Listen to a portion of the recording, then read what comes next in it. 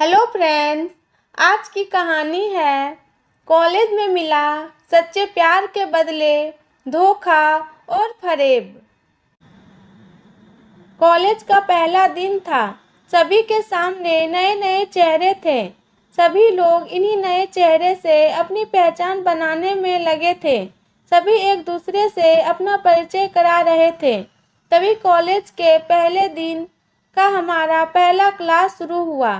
Class से पहले चल रहे इंट्रोडक्शन के इस सिलसिले को मैम ने और आसान बना दिया।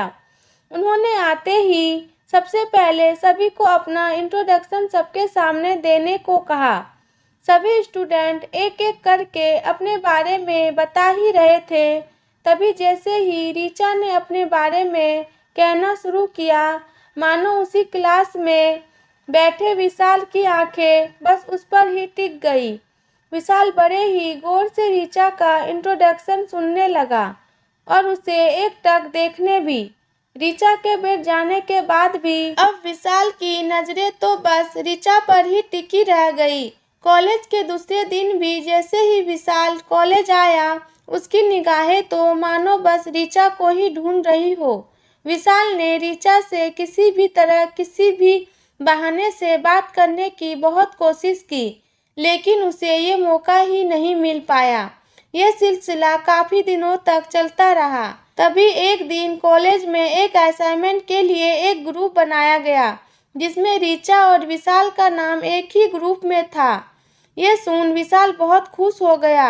आखिर अब उसे ऋचा से दोस्ती करने का मौका जो मिल गया, और वो इस मौके को किसी भी हाल में गंवाना नहीं चाहता था। और हुआ भी ऐसा ही। साथ असाइनमेंट बनाते हुए ऋचा और विशाल में बातचीत शुरू हुई और फिर देखते ही देखते दोस्ती भी हो गई। समय के साथ साथ अब ऋचा और विशाल काफी अच्छे दोस्त बन चुके थे, लेकिन ऋचा और विशाल की दोस्ती धीरे धीरे कुछ ज्यादा ही बढ़ने लगी। फिर एक दिन मौके देखकर विशाल ने ऋचा को प्रपोज कर दिया। ऋचा भी विशाल को मना नहीं कर पाई, क्योंकि कहीं न कहीं उसके दिल में भी विशाल के लिए प्यार वाली फीलिंग्स आ चुकी थी।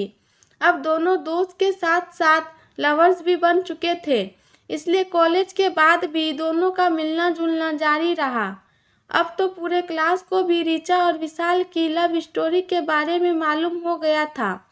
विशाल हमेशा ऋचा को महंगे महंगे गिफ्ट देता और ऋचा भी प्रोजेक्ट बनाने में विशाल की हेल्प करती। सभी कहते कि ऋचा और विशाल एक दूसरे के लिए ही बने हैं, यानी कि ये परफेक्ट कपल हैं। ऋचा भी हमेशा विशाल से शादी के लिए पूछती थी, तो विशाल हमेशा ऋचा को भरोसा दिलाता कि अब वो उसके बिना नहीं जी सकता। 3 साल तक तो दोनों का रिलेशन बहुत अच्छा चला, लेकिन कॉलेज के बाद अब ऋचा और विशाल का मिलना काफ़ी कम हो गया। ऋचा के फ़ोन करने पर भी विशाल ठीक से उससे बात नहीं करता। वो कहता कि वो अपने पापा के बिजनेस में ध्यान दे रहा है। हालांकि ऋचा ने अपने घर में भी विशाल के बारे में सब कुछ बताया था, इसलिए उसके घर वाले भी अब उस पर विशाल से शादी का दबाव बनाने लगा। लेकिन अब ऋचा अपने घर वालों को भी कोई जवाब नहीं दे पा रही थी। फिर एक दिन ऋचा विशाल के पापा के रेस्टोरेंट पर पहुंच गई। वहां उस वक्त विशाल नहीं था, तो ऋचा ने विशाल के पापा को कहा कि वो विशाल की फ्रेंड है और यहाँ से गुजर रही थी, तो यहाँ आ गई। फिर मैंने किसी तरह से उसका नाम जाना और जल्दी विशाल के पापा ने ऋचा को बिठाया और वेटर से कुछ खाने पीने की चीज़ें लाने को कहा। दोनों बैठकर बातें करने लगे कि तभी विशाल के पापा ने कहा कि बेटा तुम आ रही हो ना विशाल की शादी में। ये सुन तो मानो ऋचा को अपनी कानों पर विश्वास ही नहीं हुआ। उसने फिर से पूछा तो उन्होंने कहा कि हाँ, विशाल की शादी है अगले ही महीने और उसी की तैयारी में लगा है। बहुत खुश है वो, आखिर अपनी पसंद की लड़की से जो शादी कर रहा है। दोनों स्कूल टाइम से ही एक दूसरे को जानते हैं। ये सुन अब ऋचा बिल्कुल निशब्द हो गई और वहाँ से निकल पड़ी। घर आकर ऋचा सीधे अपने कमरे में गई और खुद को कमरे में बंद कर घंटों रोई। ऋचा ने अपने माँ और पापा को इस विषय में बताया तो उन्होंने ऋचा को किसी तरह समझाया कि जिंदगी में अब तुम्हें आगे बढ़ना चाहिए और भविष्य के बारे में सोचना चाहिए। जो गुजर गया वो गुजर गया, अब उसके बारे में सोचकर अपनी आगे की जिंदगी खराब मत करो।